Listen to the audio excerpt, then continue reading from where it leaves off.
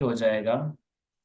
तो last step में क्या करें, स्क्वायर्स के रूट से खत्म हो गया और आपके पास आंसर आ गया x1 का स्क्वायर प्लस y1 का square multiply by x2 square plus y2 square x3 square plus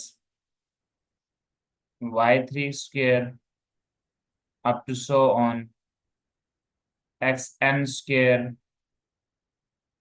yn square और राइट साइड में आ जाएगा a का स्क्वायर प्लस b का स्क्वायर आ जाएगा। और यही आपका फर्स्ट पार्ट था जो आपने प्रूव करना था। क्या फर्स्ट पार्ट का प्रूफ समझ आ गया आपको? कुछ बेसिक रिजल्ट थे, हमने अप्लाई किए तो इस तरह से ये प्रूफ कंप्लीट हुआ। ठीक है, थोड़ा सा लेंथी है लेकिन अगर आप स्टेप चेक करें, मैंने ईच एंड एवरीथिंग साथ लिखी है, रेफरेंस दिया है क्वेश्चन का, तो अगर कोई प्रॉब्लम है तो आप पूछ सकते हैं। क्या कोई प्रॉब्लम है? No sir. अच्छा, अब ना इसका सेकंड पार्ट और ज्यादा कंसेप्चुअल है। सेकंड पार्ट सॉल्व करने से पहले ना कुछ रिजल्ट्स हैं आर्गुमेंट से रिलेटेड, वो हम हमें मालूम होने चाहिए। तो आप याद रखें कि आर्गुमेंट अगर दो कम्प्लेक्स नंबर का हो, लेट्स से आर्गुमेंट मींस के वो जो आपके पास थीटा था, मैं आर्गुमेंट का फॉर्मूला आपको बता देता हूँ। Argument of Z is defined as theta. इसको आप स्मॉल आर्गुमेंट कहें तो ज्यादा ठीक है, क्योंकि जो प्रिंसिपल आर्गुमेंट होता है वो रिस्ट्रिक्ट होता है, तो ये जनरल रिजल्ट ट्रू है। आर्गुमेंट ऑफ जेड किसके इक्वल होता है? थीटा। और थीटा डिफाइन कैसे होता है? Tan inverse of Y upon X. ये आपके पास किसी भी कम्प्लेक्स नंबर का आर्गुमेंट इस तरह से डिफाइन होता है। z is equal to X plus iota Y. मैंने डिफरेंट क्वेश्चंस के लिए कैलकुलेट भी किया है। क्वेश्चन नंबर वन में डिटेल में हमने आर्गुमेंट के बारे में बात की थी कि कैसे कैलकुलेट करते हैं, प्रिंसिपल आर्गुमेंट क्या होता है, जनरल आर्गुमेंट क्या होता है, वो सारी बातें। तो जो भी कम्प्लेक्स नंबर होता है उसका आर्गुमेंट कैसे डिफाइन करते हैं? टेन इनवर्स और imaginary part divided by real part. इससे रिलेटेड कुछ रिजल्ट हैं। रिजल्ट इज दैट कि अगर दो कम्प्लेक्स नंबर हों, पहला रिजल्ट जरा सुनिएगा। फर्स्ट रिजल्ट ये है कि अगर दो कम्प्लेक्स नंबर आपस में मल्टीप्लाई हो रहे हो ना, z1 मल्टीप्लाई बाय z2, तो आर्गुमेंट मल्टीप्लिकेशन में जाता है, तो ये इक्वल होता है आर्गुमेंट ऑफ, सॉरी एडिशन में जाता है, argument of z1 plus argument of z2 के इक्वल होता है। अगर दो कम्प्लेक्स नंबर मल्टीप्लाई हो रहे हों और आपने आर्गुमेंट कैलकुलेट करना हो, तो दोनों पे अलग अलग से आर्गुमेंट अप्लाई करते हैं और दरम्यान में सम आता है। और यही जो रिजल्ट है ये ट्रू है फॉर दी थ्री और मोर कम्प्लेक्स नंबर। लेट से आप तीन कम्प्लेक्स नंबर के लिए लिखना चाहते हैं, z1 z2 एंड z3, तो वो क्या आएगा, राइट साइड में तीन कम्प्लेक्स नंबर का सम आ जाएगा और उनका आर्गुमेंट, ये इक्वल होगा argument of z1 plus argument of z2 plus argument of z3। अगर चार हुए तो चारों को आप सम में स्प्लिट कर दीजिएगा। और मजीद ये कि ये अगर दो कम्प्लेक्स नंबर डिवाइड हो रहे हों, argument of z1 divided by z2, तो यही जो आर्गुमेंट होता है ये डिफरेंस में चला जाता है। ठीक है, तो ये इक्वल होता है argument of z1 minus argument of z2 आ जाता है। क्या ये बात समझ आ गई आपको? इस तरह से हम आर्गुमेंट कैलकुलेट करते होते हैं। मतलब ये आर्गुमेंट से रिलेटेड दो रिजल्ट हैं जो मैंने अगले क्वेश्चन में यूज करने हैं। क्लियर हैं तो आगे चलूं। जी sir. Argument is just a theta. Theta वो एंगल जो आपका कम्प्लेक्स नंबर इनिशियल एक्सिस के साथ बना रहा होता है। अच्छा, अब ना एक बात याद रखें कि यहाँ पे अगले क्वेश्चन में एक समेशन का वर्ड यूज हुआ है। ठीक है, समेशन। समेशन का मतलब होता है सम अप करना। ठीक है, समेशन का क्या मतलब होता है कि हम चीजों को सम कर देते हैं, और समेशन सम के लिए यहाँ पे एक नोटेशन यूज हो रही है, सिग्मा। ये जो सिंबल है इसको आप सिग्मा बोलते हैं। This is just the name of this symbol. Summation means, symbol को आप सिग्मा का नाम देते हैं।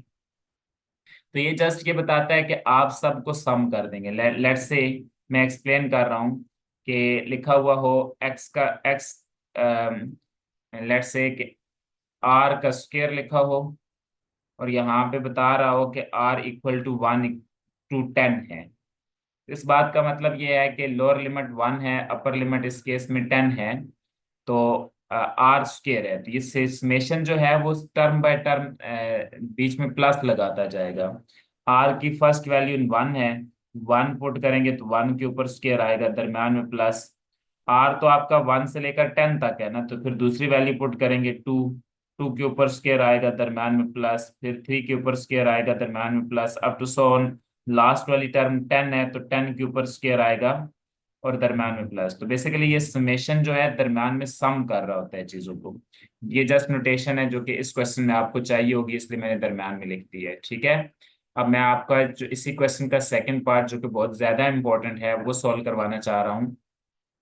तो आप चेक करें, कॉम्प्लेक्स नंबर जो आपके पास गिवन चीज है वो वही है। गिवन इज दैट के x1 plus iota y1 x2 plus iota, इन सब की multiplication a plus iota b के इक्वल है। वो आपसे ये कह रहा है summation r equal to 1 to n tan inverse of y r over x r को प्रूव करें को tan इनवर्स ऑफ b ओवर a प्लस 2 k पाई के इक्वल है। यहाँ पे जो आपके पास k है वो सेट ऑफ इंटीजर से बिलोंग कर रहा है, ठीक है। तो ये बेसिकली होता है ऐसे है कि आपके पास मैं इसका ना प्रूव करवाता हूँ आपको। इसका प्रूव आपके पास कैसे होगा कि जो गिवन कम्प्लेक्स नंबर आपके पास गिवन चीज ये है ना, जो गिवन है उसको लेके चलते हैं तो आपका क्वेश्चन प्रूव हो जाएगा। ये आपके पास जी गिवन है, अ,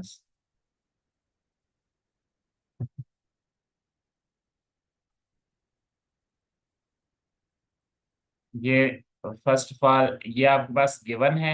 इफ दिस थिंग, अगर ये चीज हो तो फिर वो कह रहा है कि इसका सेकंड पार्ट प्रूव करें, तो हम अभी इसका सेकंड पार्ट प्रूव करें। सेकंड पार्ट में नजर आ रहा है कि tan इनवर्स ऑफ b ओवर a है, tan inverse of imaginary part over real part.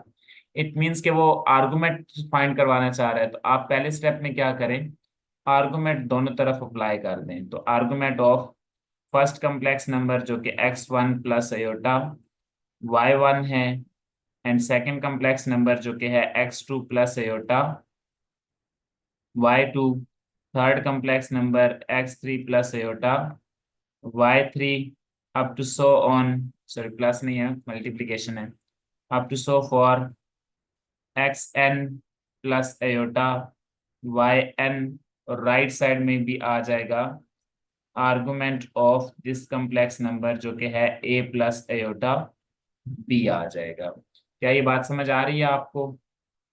ये आपने क्या किया, दोनों तरफ आर्गुमेंट अप्लाई कर दिया। अब जरा इसमें ये काम करें कि आर्गुमेंट का जो बेसिकली ये n कम्प्लेक्स नंबर है ना, ये first complex number, this is second complex number, third complex number, fourth complex number, sorry nth complex number है, तो ये मल्टीप्लाई हो रहे हैं। हमें पता है कि जब आर्गुमेंट मल्टीप्लिकेशन में हो कम्प्लेक्स नंबर की तो वो आर्गुमेंट सम में सेपरेट हो जाता है। You can check from this result. तीन कम्प्लेक्स नंबर की मल्टीप्लिकेशन थी, आर्गुमेंट अप्लाई किया तो सबका अलग अलग से आर्गुमेंट और दरम्यान में सम।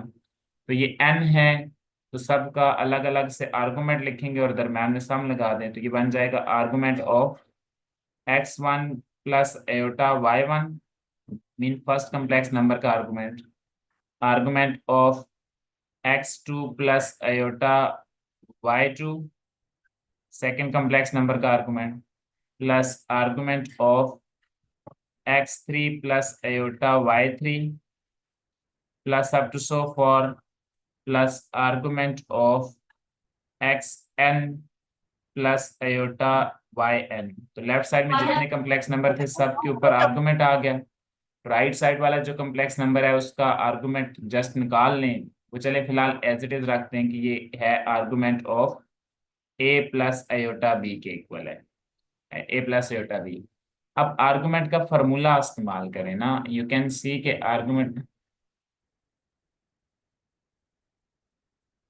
सॉरी, यू कैन सी के आर्गुमेंट का जो फार्मूला है उसमें हमने डिफाइन किया कि आर्गुमेंट किस तरह से डिफाइन होता है। tan inverse of y over x, mean tan inverse of real part imaginary part divided by real part. तो हर कम्प्लेक्स नंबर पे जस्ट आपने ये फार्मूला इस्तेमाल करना है, ठीक है। तो जरा चेक करें, ये आपके पास पहला जो कम्प्लेक्स नंबर है इसका आर्गुमेंट क्या होगा, टेन इनवर्स ऑफ, इसका imaginary part, first complex number का जो इमेजिनरी पार्ट है वो y1 है और रियल पार्ट उसका x1 है, दरम्यान में plus argument of this z2, वो क्या हो जाएगा, वो बनेगा tan inverse of y2 divided by x2 plus third complex number का आर्गुमेंट निकालेंगे तो आ जाएगा tan inverse of y3 by x3 plus up to so on, last वाले कम्प्लेक्स नंबर का जो आर्गुमेंट है वो आ जाएगा टेन इनवर्स ऑफ, लास्ट वाला जो इमेजिनरी पार्ट है वो Y N divided by real part. ये लेफ्ट साइड में तमाम कम्प्लेक्स नंबर पे आर्गुमेंट का फॉर्मूला इस्तेमाल कर दिया, राइट साइड वाले पे भी इस्तेमाल करें तो राइट साइड में आ जाएगा tan inverse of, imaginary part यहाँ पे बी है और रियल पार्ट ए है। जस्ट फॉर स्मॉल आर्गुमेंट है, स्मॉल आर्गुमेंट किसके इक्वल होता है, उसमें आप 2k पाई ऐड कर दें तो कोई हर्ज नहीं होता, ताकि ये सेट ऑफ वैल्यूज होती हैं बेसिकली, तो उस चीज को सेटिस्फाई करने के लिए k इंटीजर और 2 पाई ऐड करते जाए तो ज्यादा वैल्यूज आती हैं, ठीक है। इसके बारे में हम नेक्स्ट नेक्स्ट क्वेश्चन में बात कर लेंगे। तो लेफ्ट साइड में आपके पास बेसिकली समेशन लिखा हुआ है ना, समेशन किस पे, y1 over x1, y2 over x2, y3 over x3, सिर्फ यही चीजें बदल रही हैं, टेन नहीं बदल रहा। इस इट मीन्स कि आप समेशन अप्लाई करें, टेन नहीं बदल रहा तो tan inverse as it is रखें, क्या बदल रहा है, जो बदल रहा है उसकी वैल्यू चेक करें। तो आपके पास y के सबस्क्रिप्ट बन रहे हैं वाई आर, वो बदल रहे हैं डिवाइडेड बाय एक्स आर।